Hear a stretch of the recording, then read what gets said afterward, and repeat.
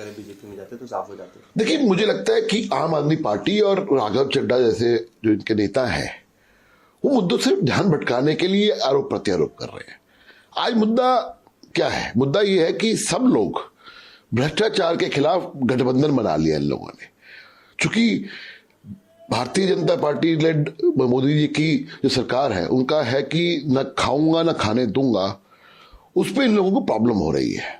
कांग्रेस शासन के अंदर वो तमाम घोटाले करते थे, बच निकलते थे, लेकिन ये मोदी जी का न्यू इंडिया है, यहाँ पे आप निकल नहीं सकते। इसलिए जो भ्रष्टाचारी लोग हैं इकट्ठे हो गए। अब इकट्ठे कौन कौन हुए हैं? फारूक अब्दुल्ला के ऊपर आरोप कितने संगीन है, और उनके ऊपर तो प्रॉपर्टी भी जब्त हुई है, कोर्ट से प्रॉपर्टी भी जब्त हुई है इस मामले के अंदर, भ्रष्टाचार के मामले में। जो कश्मीर के अंदर उन्होंने क्रिकेट बोर्ड का मामला था, आप अखिलेश यादव को लीजिए, तमाम आरोप लगे, चाहे रिवर फ्रंट का मामला हो तो उनके ऊपर आरोप लगे हुए हैं।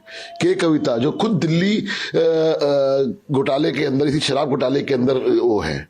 संजय राउत, शिवसेना उद्धव ठाकरे लिख रहे हैं तो संजय राउत, जिस प्रकार से संजय राउत अभी जेल रह के आए हैं। शरद पवार लिख रहे हैं, शरद पवार के तमाम नेता आज तक जेल में, नवाब मलिक और वो। तो मेरा कहने का मतलब ये कि जो लोग चिट्ठियां भी लिख रहे हैं और जो गठबंधन बना रहे हैं, एक दूसरे को सपोर्ट कर रहे हैं भ्रष्टाचार में। याद करिए, यही केजरीवाल साहब होते थे जो गाली निकालते थे, लालू यादव को गाली निकालते थे। क्या लिखते थे? सबसे भ्रष्ट कोई व्यक्ति है तो लालू यादव है पूरे हिंदुस्तान में। आज उन्हीं के बेटे के साथ, जो खुद एक मामले में आरोपित है, उनके ऊपर सीबीआई जांच चल रही है, वो आपस में गठबंधन और एक दूसरे को समर्थन कर रहे हैं। तो कहने का मतलब ये है कि एक दूसरे का समर्थन, ये सिर्फ और सिर्फ मुद्दा एक ही है, भ्रष्टाचार से लोगों का ध्यान कैसे भटकाया जाए। ये सब लोग एक भ्रष्टाचार का महागठबंधन बना रहे हैं, लेकिन दिल्ली की, हिंदुस्तान की जनता समझ रही है, हिंदुस्तान की जनता देख रही है कि पहले तुम जो भ्रष्टाचार तुम लोगों को किया है उसको फेस करो, उस पर उसका क्या जवाब है, उस बात का जवाब दीजिए पहले। सपा सीबीआई की ये कुछ नया नहीं है, भाजपा भी कांग्रेस की पत्तियों पे चल रही है। देखिए, ये उनकी पुरानी आदत है, मुद्दों से भटकाने की उनकी पुरानी आदत है। लेकिन जो व्यक्ति खुद तमाम कई मामलों के अंदर आरोपित हो, रिवर फ्रंट का मामला भी चल रहा है उनका, लगभग 1 लाख करोड़ रुपए का जिस प्रकार से उनका मामला उनके ऊपर आरोपित है, वो जांच चल रही है, और इस प्रकार के उनको बातें करना वो उनकी आदत सी है कि हाँ, इस मुद्दों को भटकाया जाए।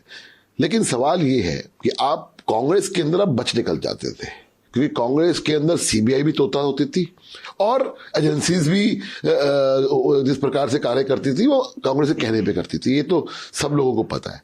लेकिन ये नरेंद्र मोदी जी हैं, ये ना खाने देंगे ना खाएंगे, ठीक है ना जी। तो आप अगर यहाँ गलत काम करोगे बचोगे नहीं।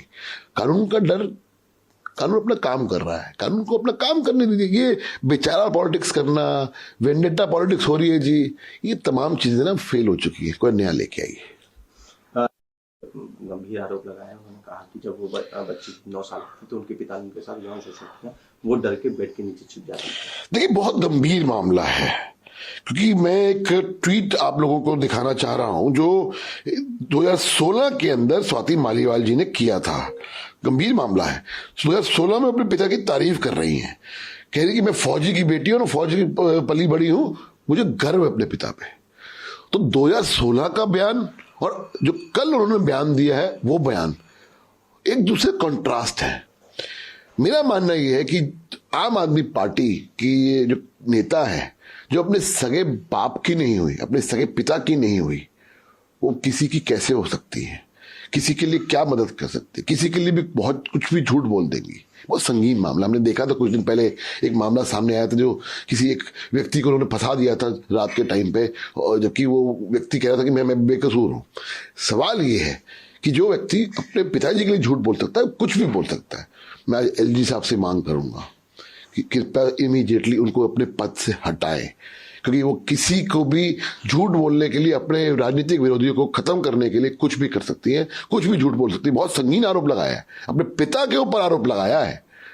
इसलिए ये सब चीजों को जांच भी होनी चाहिए एक बात, और तुरंत स्वाति मालीवाल को हटाना चाहिए, क्योंकि वो झूठ या तो 2016 में झूठ बोला था या अब वो झूठ बोल रही है। दोनों में से एक तो वो उन्होंने झूठ बोला है। तो अगर वो ऐसे झूठा मक्कार व्यक्ति को अगर पद पे बना है, तो मुझे लगता है कि कम से कम दिल्ली वुमेन कमीशन के लिए ठीक नहीं है, दिल्ली के लिए ठीक नहीं है, मेरा मानना ये।